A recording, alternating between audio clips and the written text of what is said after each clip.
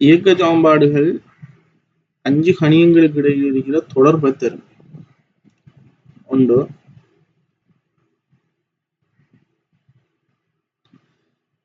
விங்கிறது இறுதி வேகம், யூங்கிறது ஆரம்ப வேகம்,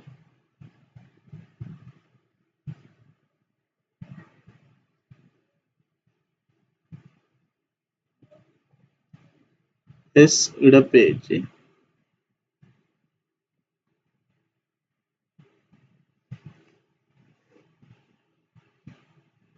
ஏ ஆர்மூடுகள், டி நேரம். ஒவ்வொன்றுக்கு இடையில இருக்கிற தொடர்புகளை பார்ப்போம்.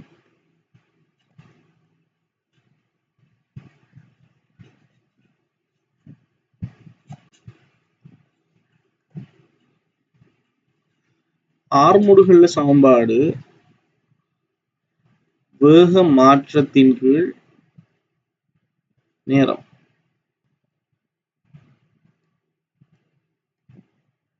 இப்ப வேக மாற்றம்ங்கிறது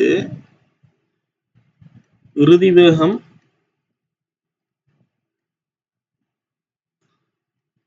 சய ஆரம்ப வேகம்.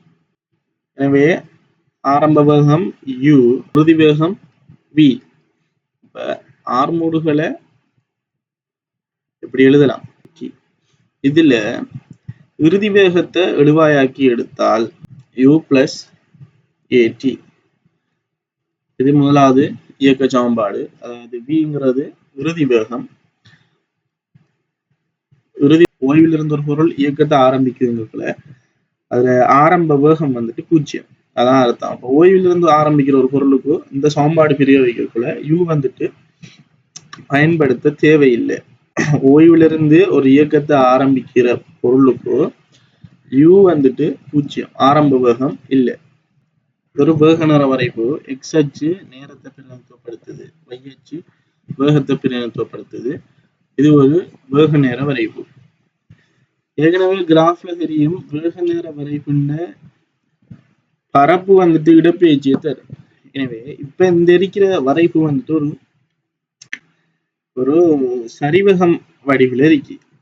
எனவே சரிவகத்திர பரப்பளவுதான் இந்த வேக நேர வரைவுக்குரிய இடப்பெயர்ச்சியை தரும். இடப்பெயர்ச்சி வேக நேர வரைவிட பரப்பளவுக்கு சமன். எனவே பரப்பளவுக்கு எடுப்போம். சமாந்தர பக்கங்கள்ல கூட்டுத்தொகை வேணும் ஒரு சரிவகத்திர பரப்பளவு பார்க்க. அப்ப இது ரெண்டும் சமாந்தர பக்கங்கள். இதுல நீளம் வந்துட்டு வையச்சில தான் கிடைக்கும். அப்போ இங்க இருந்து இங்க வர இதுல நீளம் வந்துட்டு u, சமாந்தர பக்கங்களையும் கூட்டணும். எனவே இங்க இருந்து இங்க வர இந்த கோட்டின் நீளம் வந்துட்டு v. சமாந்தர பக்கங்கள கூட்டுத்தொகை ரெண்டால பிரிக்கணும்.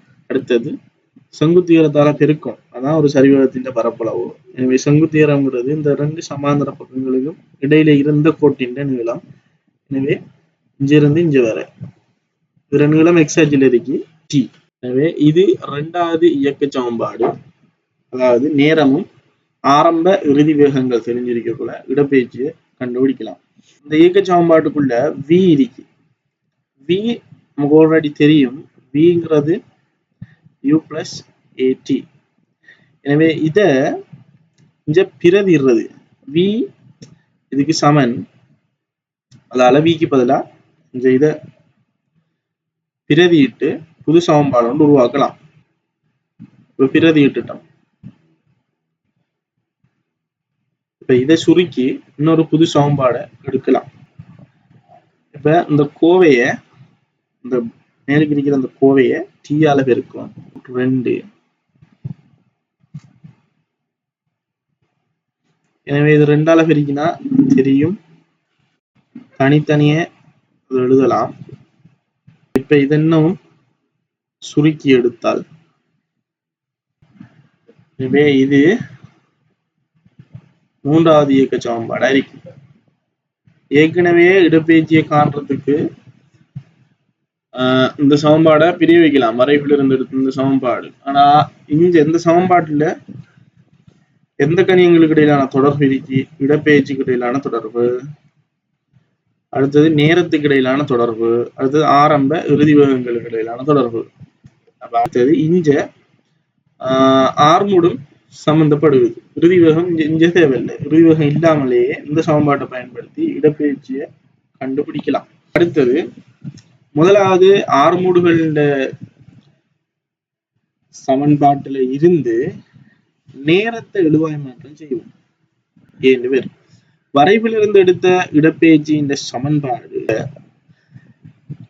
டி இந்த சமன்பாட்டில் இருக்கு. எப்படி விக்கு பிரதியிட்டோமோ அதே மாதிரி இந்த டீக்கும் பிரதியிடுவோம்.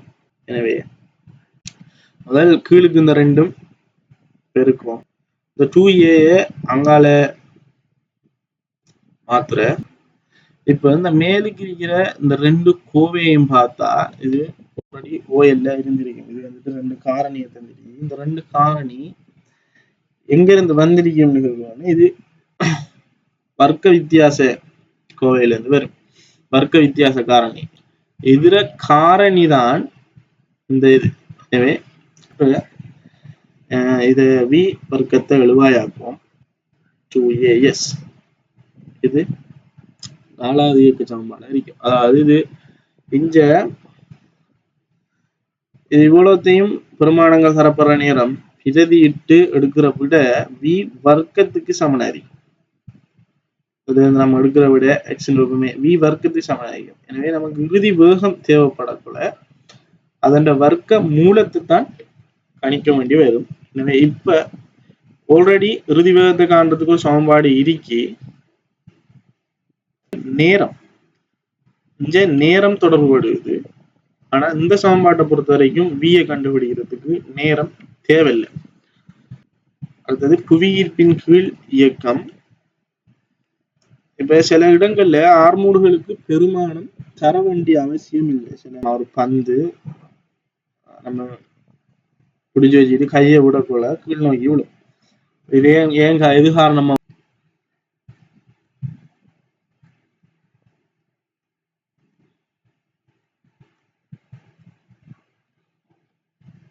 எனவே இந்த எப்படி ஒரு சந்தர்ப்பத்தை எடுக்கக்குள்ள விசை புவியீர்ப்பு விசை இருக்கு. இப்ப புவியீர்ப்பு இந்த பந்தின் இயக்கத்தை கருதக்குள்ள மேல் நோக்கி ஒரு பந்தை நான் கையால் பிடிச்சு வச்சுக்கிட்டு விடக்குள்ள இது கீழ் நோக்கி விழும்.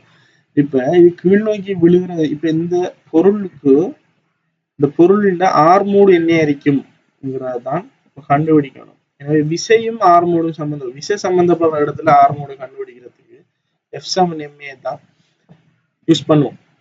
ஓய்வுல சும்மா இருக்கிற ஒரு பந்து கையை பிடிச்சிட்டு நான் இதை விடக்கூடாது கீழ் நோக்கி விழுறதுக்கு காரணம் ஈர்ப்பு விசை. இப்போ இந்த பொருளை தாக்குற விசை வந்து இதுல நிற mgங்கிறது இந்த விசைக்கு சமனா இருக்கு. எனவே விசைக்கு பதிலா mgயை போடுறாங்க.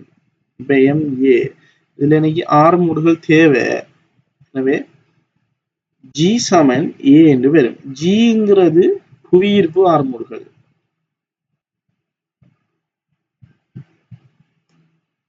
எனவே புவியீர்ப்பின் கீழே இயங்குற ஒரு பொருள்ல ஆர்மூடுகள் நமக்கு தர தேவையில்லை. புவியீர்ப்பின் கீழ் ஒரு பொருள் இயங்குது என்ற ஒரு தரவு வரக்கூட இயக்க சமன்பாடுகளை பிரயோகிக்கக்குள்ள ஆர்மூடுகள்ல இடத்துல நம்ம ஜியை போடுவோம். ஜி வந்துட்டு அண்ணளவா 10 ms-2 சொல்லிட்டான பெருமானம் அந்த 9.8 ms-2 சொன்னா கேள்வி தருவாங்க. தரலன்னு சொன்னா 10 பயன்படுத்த. இது ஒரு கிடைத்தளம், இது ஒரு நிலைக்குத்து தளம். இப்ப ரெண்டும் இல்லாம இடையில வாரதுகள் வந்துட்டு சாய்தளம். இப்படியான ஒரு சாய்தளத்துல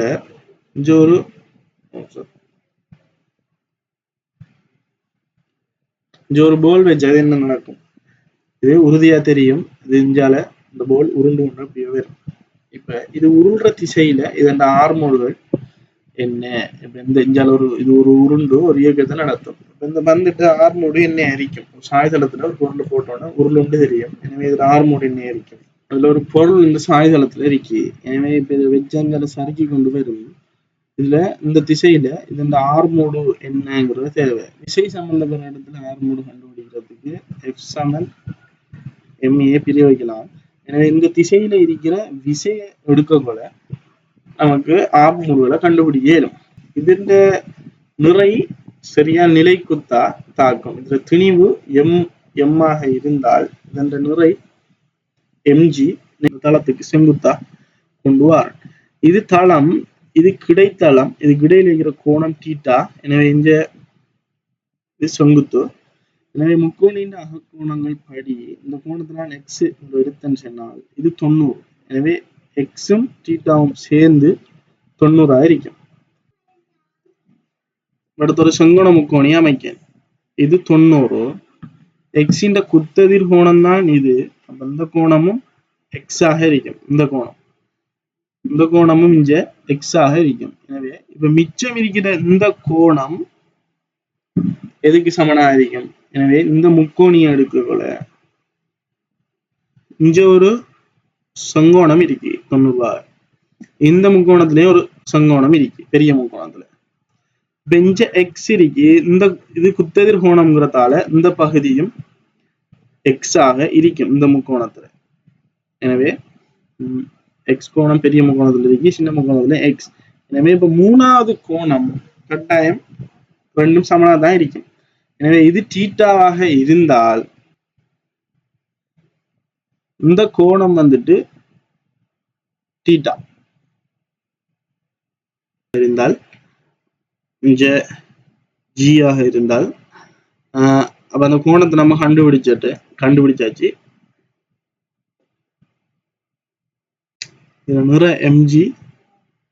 எனவே இங்க ஒரு செங்கோணம் வரைஞ்சால் இந்த கோணம் தீட்டாவாக இருக்கும். எனவே இந்த திசையில இந்த விசையை நம்ம மாற்றி எடுத்தால் இந்த பெருமானம் எம்ஜி சைன் தீட்டாவாக இருக்கும். இந்த விசை எம்ஜிங்கிற விசை நிலைக்குத்தா தாக்குது. இந்த சாய்தளத்துல வழியே நம்ம திசையை மாற்றி எடுத்தால் எம்ஜி சைன் தீட்டாவாக இருக்கும். இப்ப ஒரு இது ஆல்ரெடி தெரியும். ஒரு தீட்டா, ஒரு காவிய கிடையாவும் நிலைக்குத்தாவும் இதுல திசையை மாற்றி எடுக்கலாம். இதை கிடையா மாத்த இந்த கோணத்தின் பக்கம் ஈசைக்குள்ள இந்த கிடை திசை வரும். கிடையாக மாற்றி எடுத்து நான் எடுக்க போறோம்னு சொன்னால் இதுல கிடை திசை எடுத்து கோணத்தோட மடிக்கக்குள்ள எக்ஸ் ஆக இருந்தால் எக்ஸ் கொஸ்டீட்டாண்டு வரும். இதை நான் மேல் நோக்கி திசையில எடுக்க போறோம்னு சொன்னா கோணத்தொட்டு விலக வேண்டி வரும். அப்ப எக்ஸ் சைன் தீட்டா வரும். கோணத்தோட ஒட்டி எடுக்கக்குள்ள கொஸ்டீட்டா, கோணத்தை விட்டு விலகி எடுக்கக்குள்ள சைன் தீட்டா. அதே மாதிரிதான் இங்க நடந்திருக்கு. நிலைக்குத்தாக இந்த எம்ஜி ஆல்ரெடி இருக்கு. இது இஞ்சால திசையில இப்படி ஒரு இடையில இருக்கிற கோணம் தீட்டா. இதை நான் இந்த திசைக்கு மாத்தி எடுக்க போறேன். எனவே கோணத்துக்கு உள்பக்கம் அடிக்காம கோணத்தை இன்னும் பெரிசாக்குற மாதிரி விரிச்சு எடுக்கிறதால நம்ம சைன் தீட்டான்னு போடணும். எனவே இந்த திசையில இந்த விசைய எம்ஜிங்கிற விசைய தேவையான இந்த பொருள் இயங்குற திசையில மாத்தி எடுத்தாச்சு. இப்ப விசை இருக்கிற இடத்துல எஃப் சமன் எம்ஏல நமக்கு இப்ப R3 தான் தேவை. விசையை கண்டுபிடிச்சாச்சு, எம்ஜி சைன் தீட்டா. எனவே நமக்கு R3 தான் தேவை. நம்ம வெட்டக்குள்ள ஏங்கிறது ஜி சைன் தீட்டாவாக இருக்கு. எனவே அப்ப ஒரு சாய்தளத்துல ஒரு பொருள் இயங்கக்குள்ள சாய்தளத்துக்கும் கிடைத்தளத்துக்கும் இடையில இருக்கிற கோணம் வந்துட்டு தெரிஞ்சா போதும். தீட்டாவாக இருந்தால் அது மட்டும் தெரிஞ்சா போதும். இயக்க சமன்பாடுகள் பிரயோகிக்கக்குள்ள R3 ஜி சைன் தீட்டாவாக இருக்கும். இந்த ஜிங்கிறது புவி ஈர்ப்பு R3.